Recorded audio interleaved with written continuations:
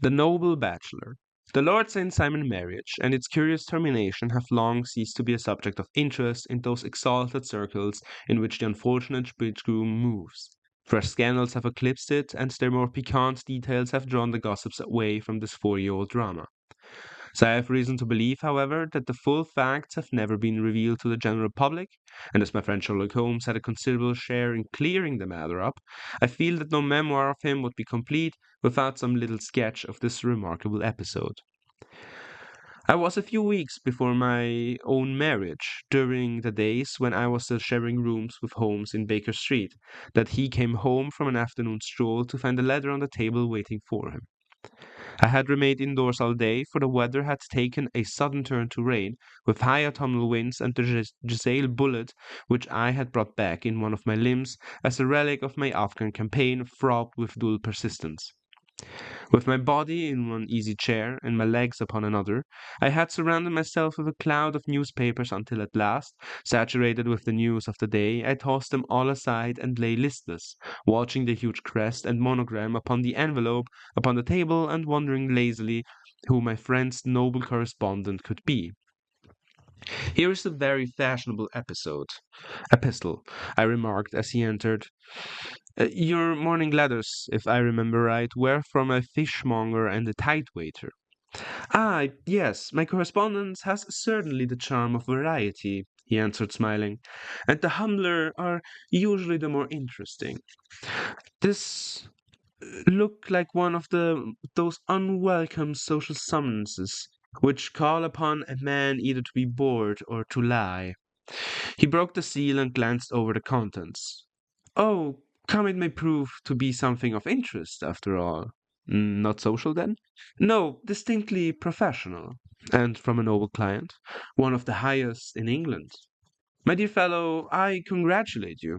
I assure you, Watson, without affection, that the status of my client is matter of less moment to me than the interests of this case.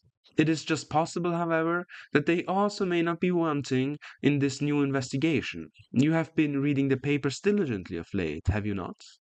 It looks like it, said I ruefully, pointing to a huge bundle in the corner. I have had nothing else to do. It is fortunate, for you will perhaps be able to post me up.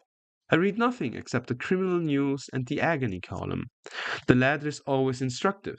But if you have followed recent events so closely, you must have read about the Lord St. Simon with his wedding. Oh, yes, with the deepest of interest. That is well. The letter which I hold in my hands is from Lord St. Simon. I will read it to you, and in return you must turn over these papers and let me have whatever bears upon the matter. This is what he says. My dear Mr. Sherlock Holmes, Lord Backwater tells me that I may place implicit reliance upon your judgment and discretion. I have determined, therefore, to call upon you and consult you in reference to the very painful event which has occurred in connection with my wedding. Mr. Lestrade of Scotland Yard is acting already in the matter, but he assures me that he sees no objection to your cooperation, and that he even thinks that it might be of some assistance. I will call at 4 o'clock in the afternoon, and should you have any other engagement at that time, I hope that you will postpone it, as this matter is of paramount importance. Yours faithfully, Robert St. Simon. It is dated from Governor Mansions, written with a quill pen, and the noble lord has had the misfortune to get a smear of ink upon the outer side of the right little finger, remarked Holmes as he folded up the epistle. He says 4 o'clock. It is 3 now. He will be here in an hour. Then I have just time, with your assistance, to get clear upon the subject. Turn over those papers and arrange the extracts in their order of time, while I take a glance as to who our client is. He picked up a red-covered volume from a line of books of reference beside the mantelpiece. Here he is, said he, sitting down and flattering his out upon his knee. Lord Robert Walsingham de Vere St. Simon, second son of Duke of Balmoral. Hmm. Arms, azure, three caltrops in a chief over a fez sable, born in 1846. He's 41 years of age, with mature for marriage. Was Undersecretary for the Colonies in a late administration. The Duke, his father, and was at one time Secretary for Foreign Affairs. They inherit Plantagenet blood by direct descent and Tudor on the distaff side. Well, here's nothing very instructive in all of this. I think that I must turn to you, Watson, for something more solid. I have very little difficulty in finding what I want, said I, for the facts are quite recent and the matter struck me as remarkable. I fear to refer them to you, however, as I knew that you had an inquiry in hand and that you disliked the intrusion of other matters. Oh, you mean the little problem of Grosvenor Square furniture van? That is quite cleared up now, though indeed it wasn't obvious from the first. Pray give me the results of your newspaper selections. Here is the first notice which I can find. It is in the personal column of the Morning Post, and dates, as you see, some weeks back. A marriage has been arranged, it says, and will, if rumours is correct, very shortly take place between Lord Robert St. Simon, second son of the Duke of Balmoral, and Miss Hattie Doran, the only daughter of Aloysius Doran of San Francisco, California, USA. That is all. Terse and to the point, remarked Holmes, stretching his long, thin legs towards the fire. There was a paragraph amplifying this in one of the society papers of the same week. Um, there it is. There will soon be call for protection in the marriage market, for the present free trade principle appears to tell heavily against our home product. One by one, the management of the noble houses of Great Britain is passing into the hands of our fair cousins from across the Atlantic. An important addition has been made during the last week to the list of the prizes which have been borne away by these charming invaders. Lord St. Simon, who has shown himself for over 20 years proof against the little god's arrows, and has now definitely announced his approaching marriage with Miss Hattie Doran, the fascinating daughter of a California millionaire. Mr. Ron was whose graceful figure and striking face attracted much attention at the Westbury House festivities, is an only child and is currently reported that her dowry will run to considerably over the six figures, with expectancies for the future. As it is an open secret that the Duke of Balmoral has been compelled to sell his pictures within the last few years, and as Lord St. Simon has no property of his own, save the small estate of Birchmoor, and it is obvious that the Californian heiress is not the only gainer by an alliance which will enable her to make that easy and common transition from a Republican lady to a British title. Anything else? Asked Holmes, yawning. Oh, yes, plenty. And there is another note in the Morning Post to say that the marriage would be an absolutely quiet one, that it would be at St. George's, Hanover Square, that only half a dozen intimate friends would be invited, and that the party would return to the furnished house at Lancaster Gate, which has been taken by Mr. Aloysius Doran 2 days later. That is, on Wednesday last, there is a curt announcement that the wedding had taken place and that the honeymoon would be passed at Lord Backwater's place, near Petersfield. Those are all the notices which appeared before my disappearance of the bride. Before the what? Asked Holmes with a start. The vanishing of the lady. When did he vanish, then? At the wedding breakfast. Indeed, this is more interesting than it promised to be. Quite dramatic, in fact. Yes, it struck me as being a little out of the common. They often vanish before the ceremony and occasionally during the honeymoon, but I cannot call to mind anything quite so prompt as this. Pray let me have the details. I warn you that they are very incomplete. Perhaps we may make them less so. Such as they are set forth in a single article of a morning paper of yesterday, which I will read to you in a second. It is headed Singular Occurrence at a Fashionable Wedding. The family of Lord Robert St. Simon has been thrown into the greatest consternation by the strange and painful episode which have taken place in connection with his wedding. The ceremony, as shortly announced, in the papers of yesterday occurred on the previous morning, but it is only now that it has been possible to confirm the strange rumors which have been so persistently floating about. In spite of the attempts of the friends to hush the matter up, so much public attention has now been drawn to it that no good purpose can be served by affecting to disregard this common subject for conversation. The ceremony which had performed at St. George's, Hanover Square, was a very quiet one, no one being present save the father of the bride, Miss Aloise Dorian, the Duchess of Balmoral, Lord Backwater, Lord Eustace, and Lady Clara St. Simon, the younger brother and sister of the bridegroom in total, and Lady Alicia Winnington.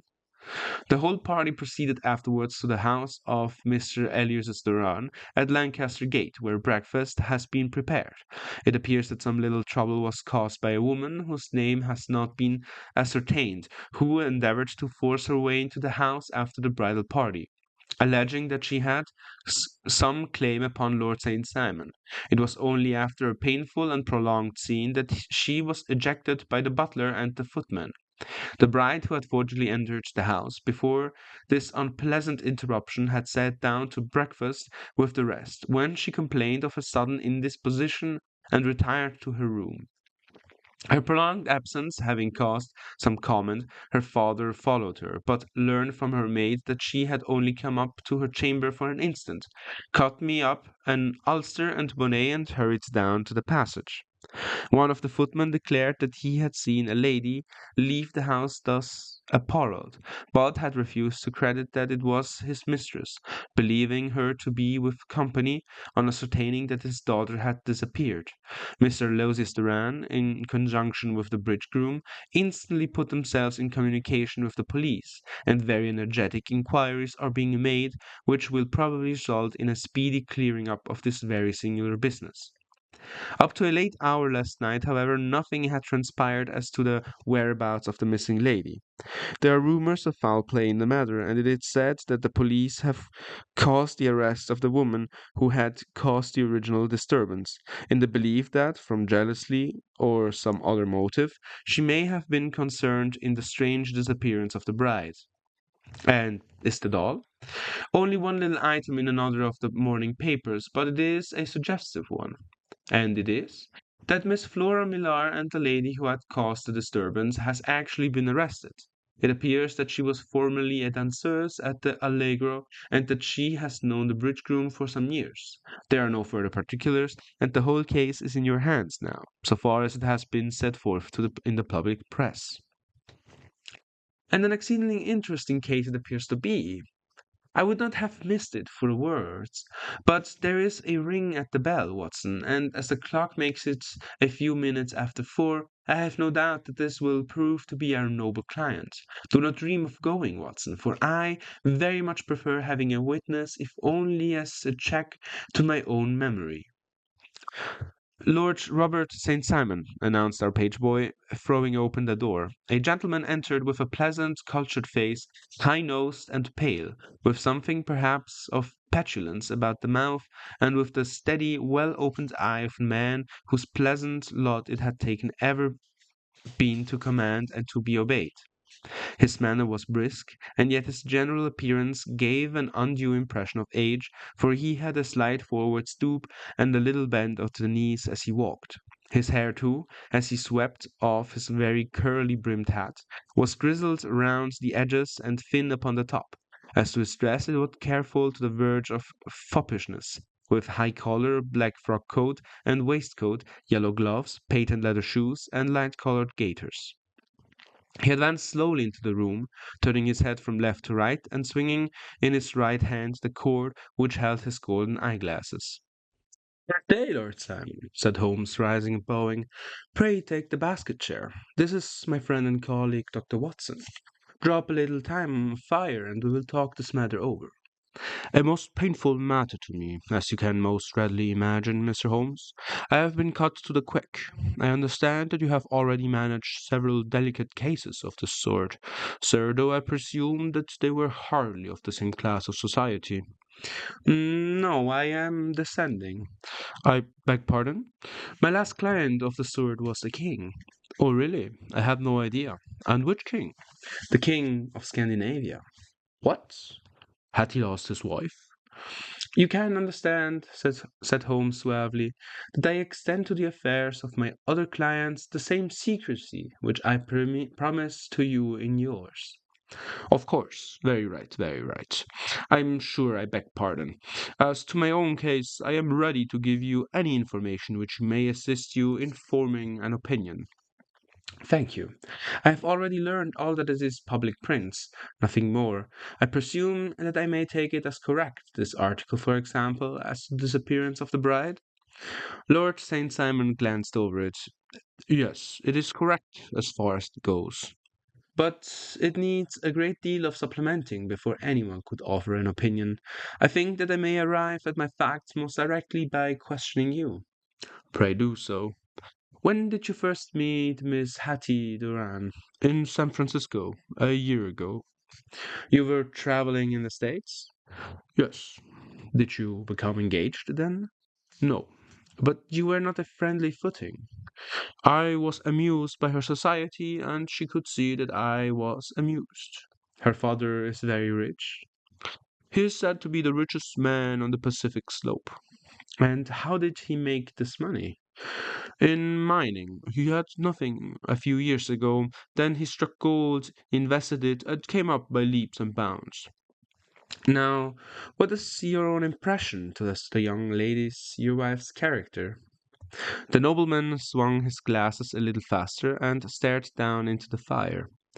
You see, Mr. Holmes, said he, my wife was 20 before her father became a rich man.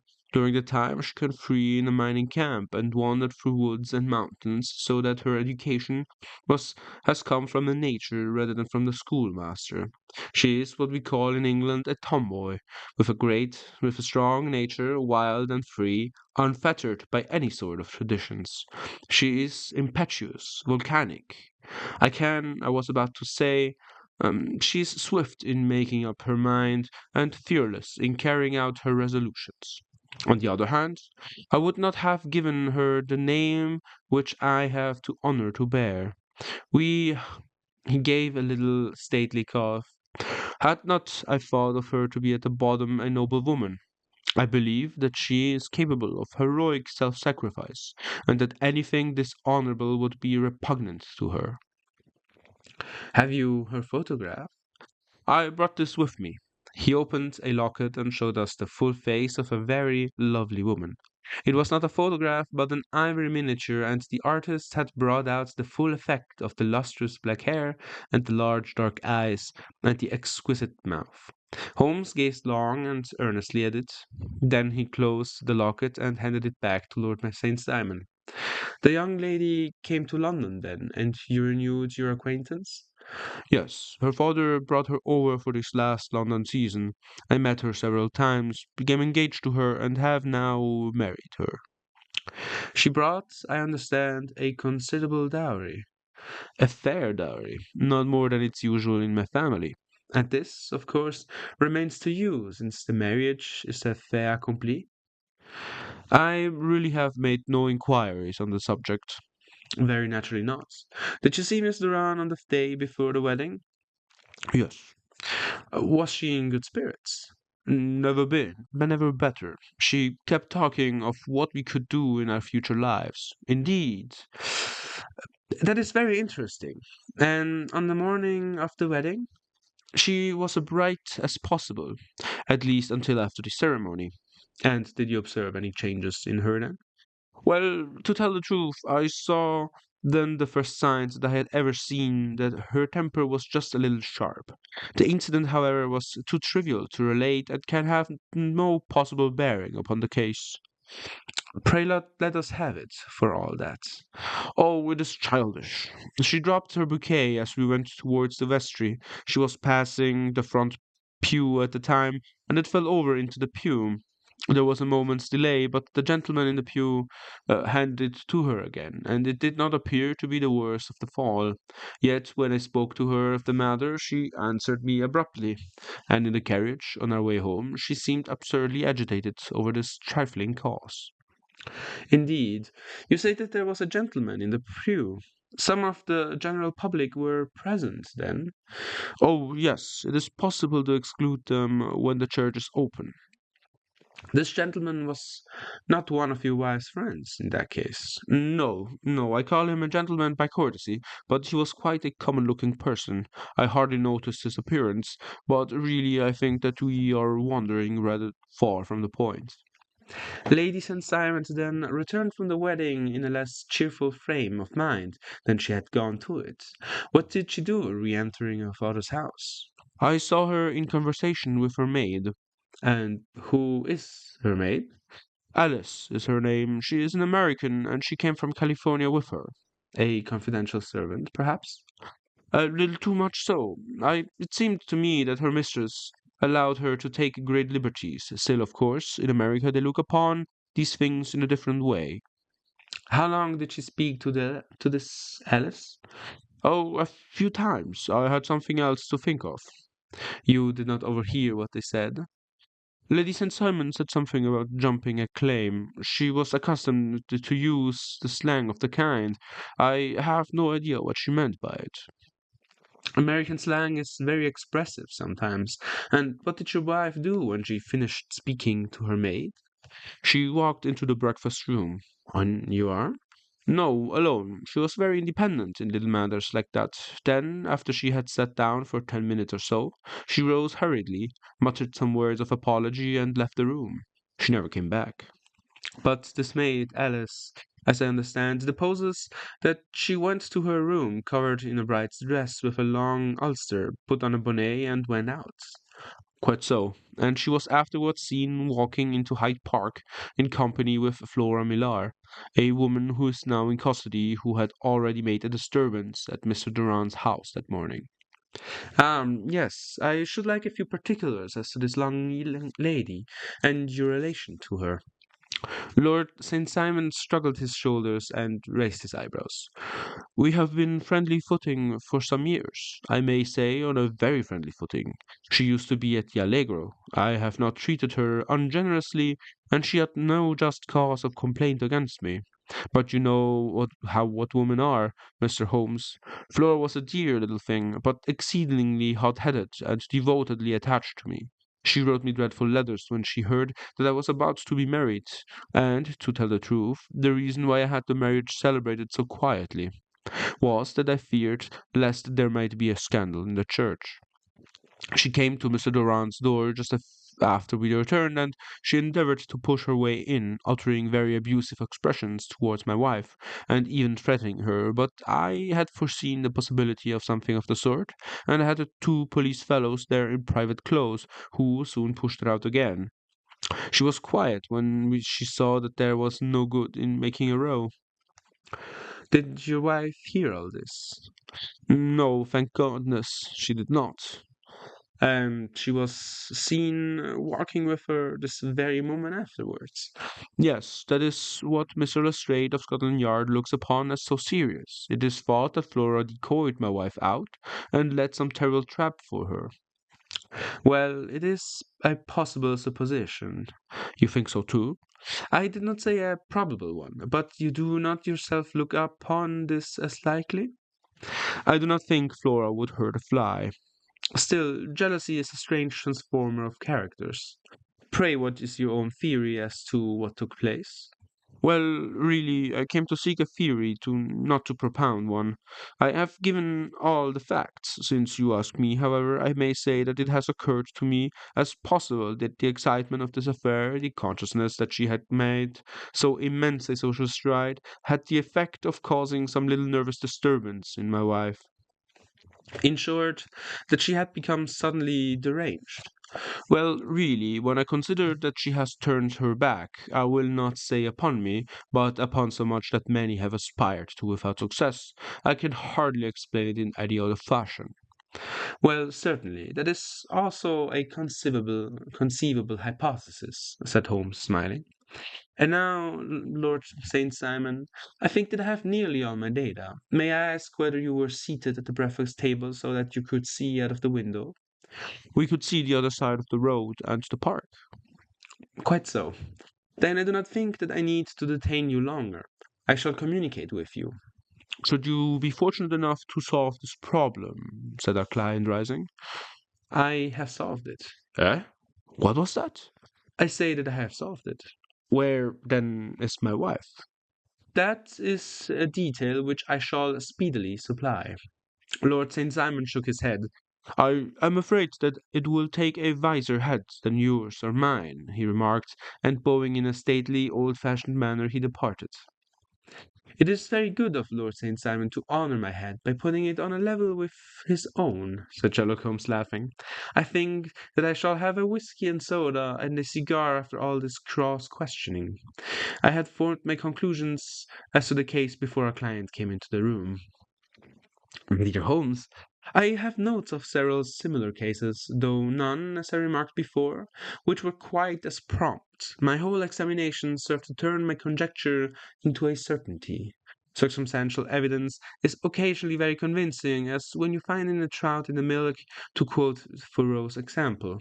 But you have heard all that you have heard, without, however, the knowledge of pre-existing cases, which serves me so well. There was a parallel instance in Aberdeen some years back, and something on very much the same lines as Munich in the year after the Franco-Prussian War. It is one of these cases, but hello, here is Lestrade. Good afternoon, Lestrade. You will find an extra tumbler upon the sideboard, and there are cigars in the box. The official detective was attired in a pea jacket and cravat, which gave him a decidedly nautical appearance, and he carried a black canvas bag in his hand. With a short greeting, he seated himself and lit the cigar which he had been offered to him. What's up then? Asked Holmes with a twinkle in his eyes. You look dissatisfied. And I feel dissatisfied. It is infernal. St. Simon Marriott's case. I can make neither head nor tails of the business. Really, you surprise me. Who ever heard of such a mixed affair? Every clue seems to slip through my fingers. I have seen and been at work upon it all day, and very wet. It seems to have made you, said Holmes, laying his hands upon the arm of the pea jacket. Yes, I have been dragging the serpentine. And in heaven's name, what for? In search of the body of Lady St. Simon. Sherlock Holmes leaned back in his chair and laughed heartily.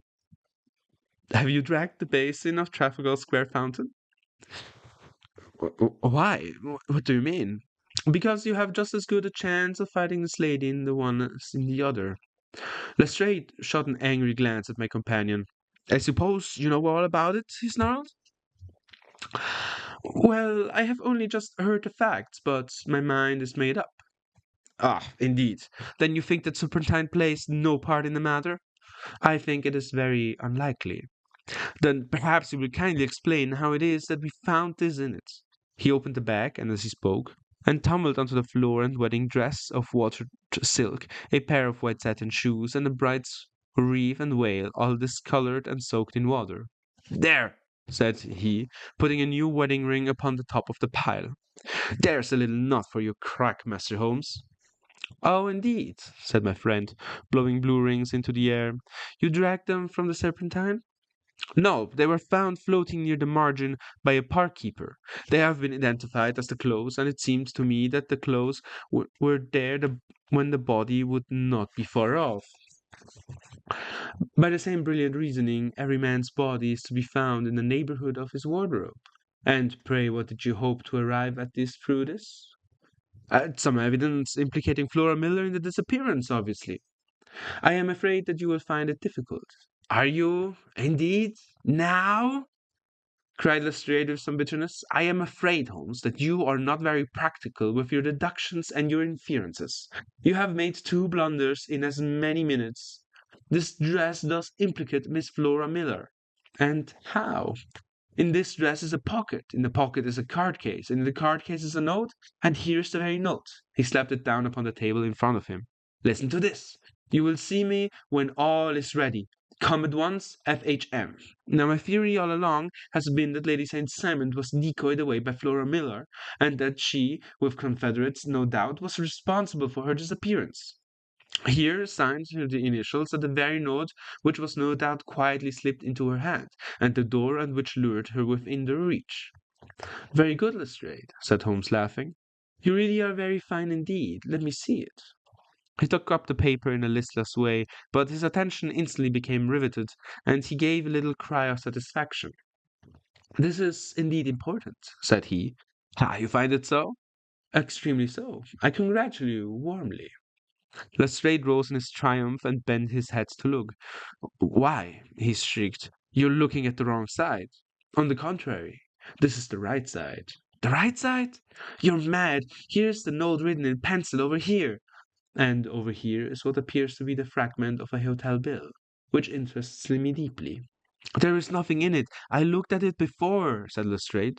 "October 4th, rooms 8, breakfast 2, 6D, cocktail 1S, lunch 2, 6D, glass cherry 8D. I see nothing in that." "Very likely not. It is most important all the same, and to the note it is important also, or at least the initials are, so I congratulate you again." "I've wasted time enough," said Lestrade, rising. "I believe in hard work and not in sitting by the fire spinning fine theories. Good day, Mr. Holmes, and we shall see which gets to the bottom of the matter first." He gathered up the garments, thrust them into the bag, and made for the door. "Just one hint to you, Lestrade," drawled Holmes before his rival vanished. "I will tell you the true solution of the matter. Lady St. Simon is a myth. There is not, and there never has been, any such person." Lestrade looked sadly at my companion. Then he turned to me, tapped his forehead 3 times, and shook his head solemnly and hurried away. He had hardly shut the door behind him when Holmes rose to put on his overcoat.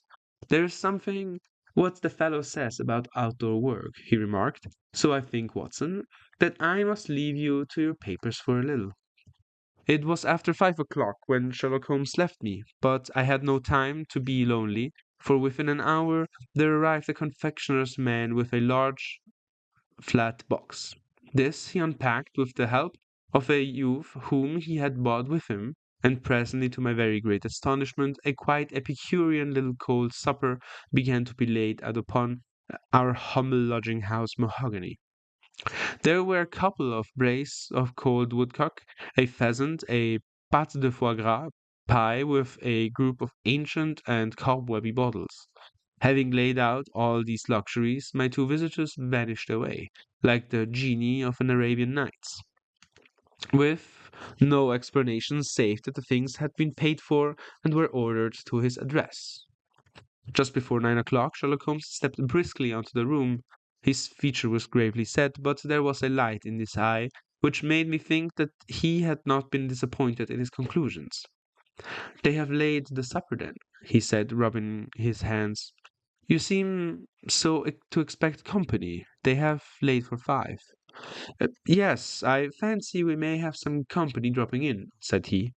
"I am surprised that Lord Mr. St. Simon has not already arrived. Ha! I fancy that I hear his step now upon the stairs."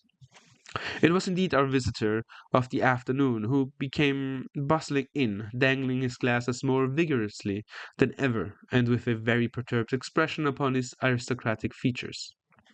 "My messenger reached you, then?" said Holmes.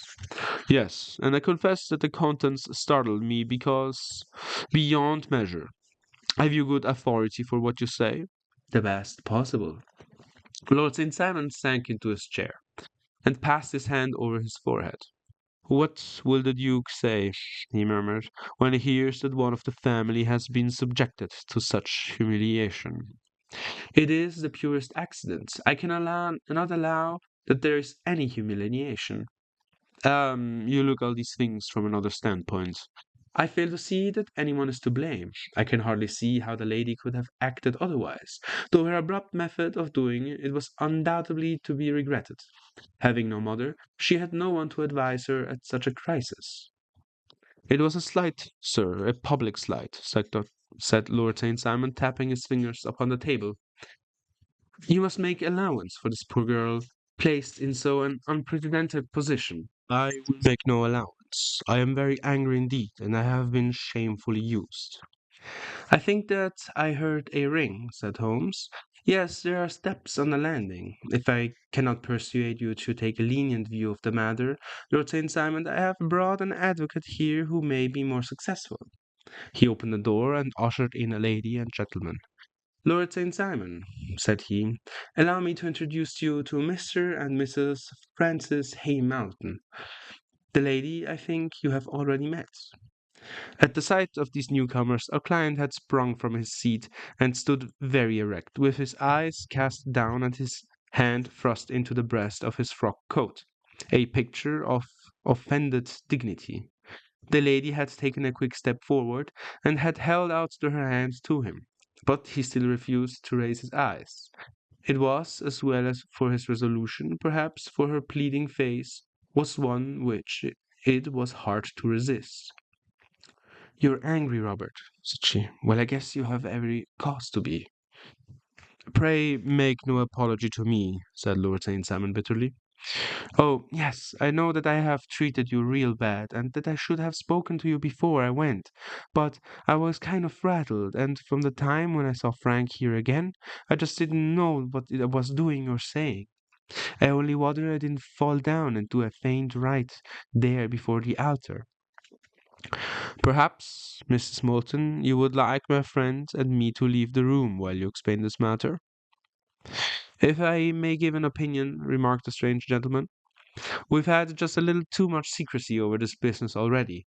For my part, I should like an all Europe and American to hear the rights of it." He was a small, very sunburnt man, clean shaven, with a sharp face and alert manner. "Then I'll tell you the story right away," said the lady. "Frank here and I met in '84 in McQuire's camp, near the Rookies, where Pa was working a claim. We were engaged to each other, Frank and I, but then one day father struck a rich pocket and made a pile, while poor Frank here had a claim to that petered out and came to nothing. The richer Pa grew, the poorer was Frank, so at last Pa wouldn't hear of our engagement lasting any longer, and he took me away to Frisco. Frank wouldn't throw up his hand, though, as so he followed me there, and he saw me without Pa knowing anything about it.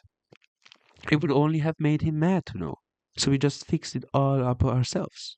Frank said he would go and make his pile too, and never came back to claim me until he had as much as Pa. So then I promised to wait for him to the end of time and pledged myself not to marry anyone else while he lived. "Why shouldn't we be married right away then?" said he, "and then I will feel sure of you. I won't claim to be your husband until you come back." Well, we talked it over, and he had fixed it all up so nicely with a clergyman already in waiting, that we just did it right there, and then Frank went off to seek his fortune, and I went back to Pa. The next I heard of Frank was that he was in Montana, and then he went prospecting in Arizona. And then I heard of him from New Mexico. After that came a long newspaper story about how a miners' camp had been attacked by Apache Indians, and there was my Frank's name among the killed. I fainted dead away, and I was very sick for months after. Pa thought that I had declined and took me to half the doctors in Frisco. Not a word of news came from the year more, and so I never doubted that Frank was really dead. Then Lord St. Simon came to Frisco, we came to London, and the marriage was arranged, and Pa was very pleased. But I felt all the time that no man on this earth would ever take the place in my heart that had been given to my poor Frank. Still, if I had married Lord St. Simon, of course, I'd have done my duty by him. We can't commend our love, but we can our actions.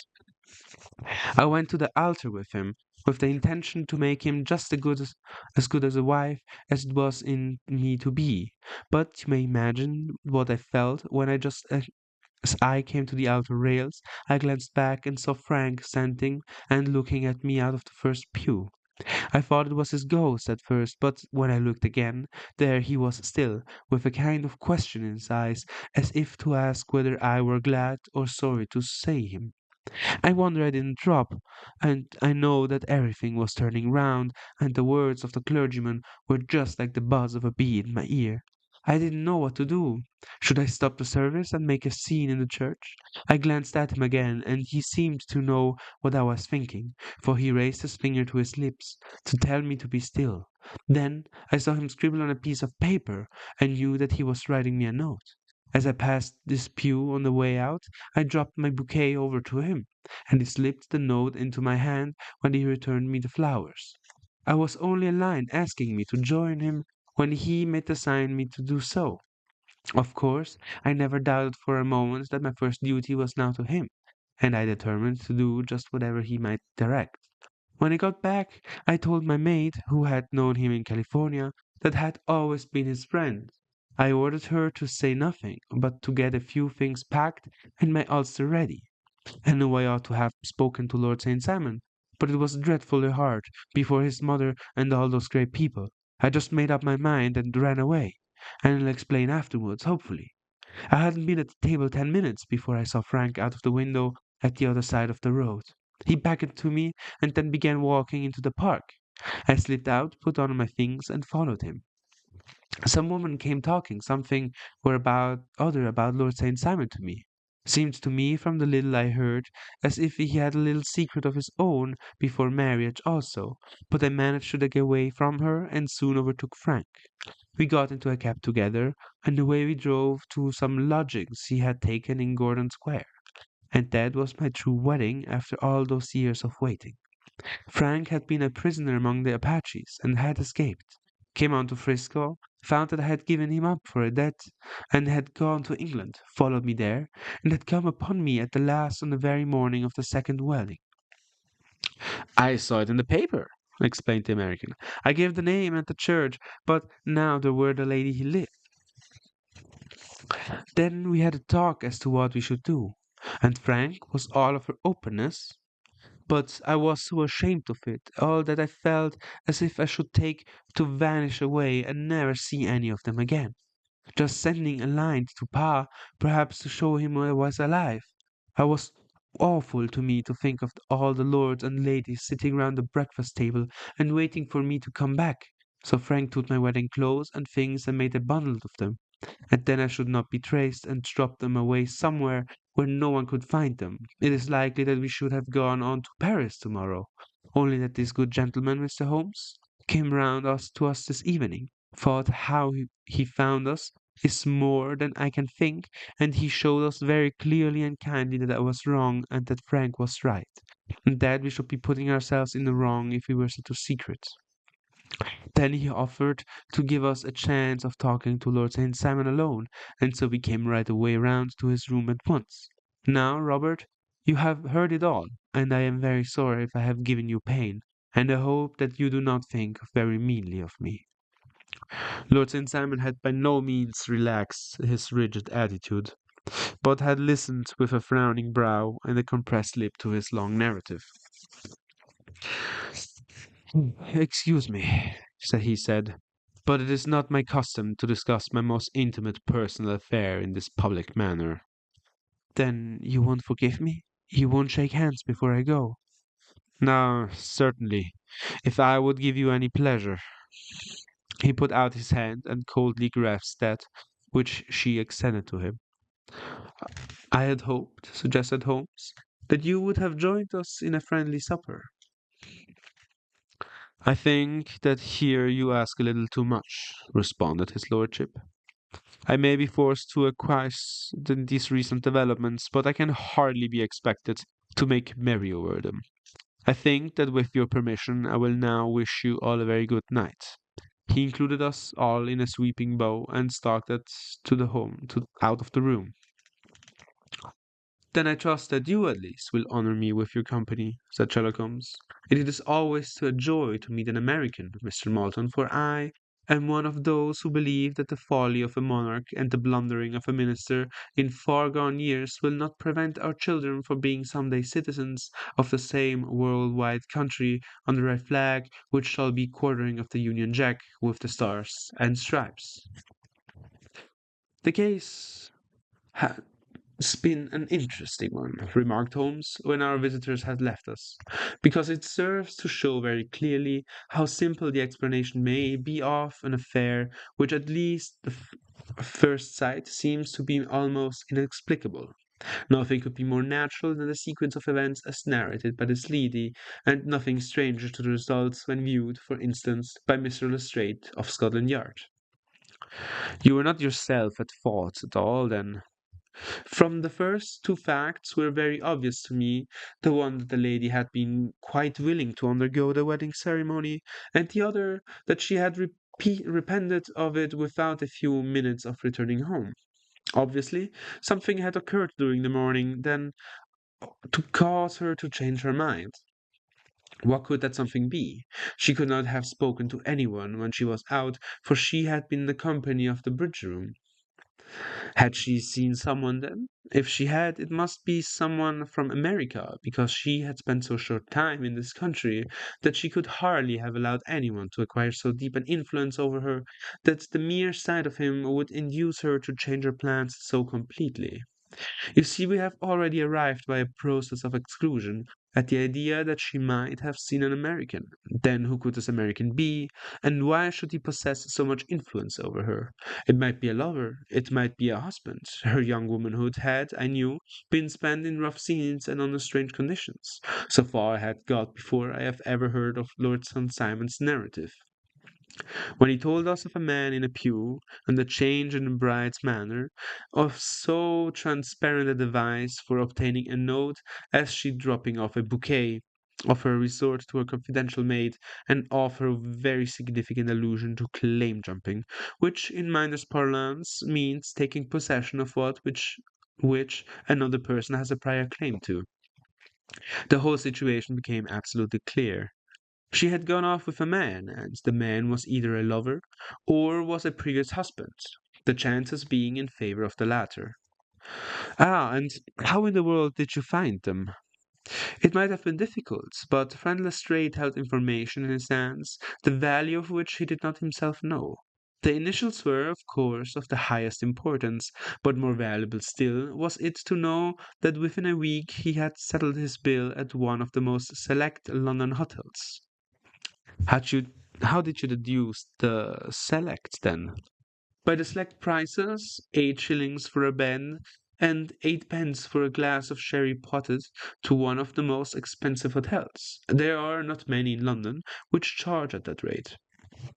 In the second one, which I visited in Northumberland Avenue, I learned by an inspection of the book that Francis H. Moulton, an American gentleman, had left only the day before, and on looking over the entries against him, I came upon the very item which I had seen in the duplicate bill.